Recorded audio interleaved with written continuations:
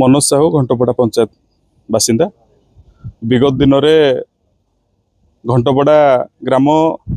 एठी पाखापाखि 20 एकर अधिक जमी आमे देइथिलु मेडिकल कॉलेज बनवाई तालचेर स्वार्थ दृष्टि जनसाधारण स्वार्थ किंतु दुख और परितापर विषय जे एठी एक सिक्यूरिटी संस्था SAS नामक सिक्यूरिटी संस्था जी 200 रु अधिक बाहर तालचेर बाहर लक्षाधिक टंका खाई से रखी आम तालचेर बासिंदा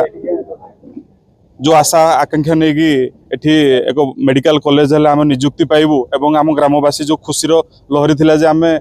निजुक्ति पाइबू एठी मेडिकल टी हेले ताहा आज फलप्रद हो पार नहीं। तेणु ता बाबद आज आम एक बैठक बसीथिलु जे आगामी 7 दिन मध्य जदि से 200 सिक्यूरिटी जो बाहर अच्छा बाहर करी आम पंचायत समस्त ग्रामवासी को जदि से सिक्यूरिटी संस्था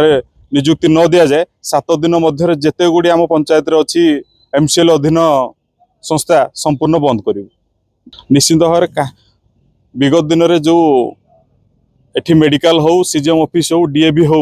आम संपूर्ण भाव मागणारे घंटपड़ा ग्राम जंगल जगह देछि सेथिपाई आम दबार कारण थिला जे आम जदि जमी दि जाए ताले आमर आगामी दिन में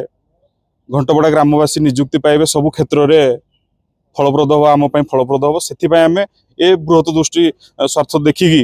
आम एठी फ्री रे जगह देइथिलु तांको सहित जोगाजोग करिछु से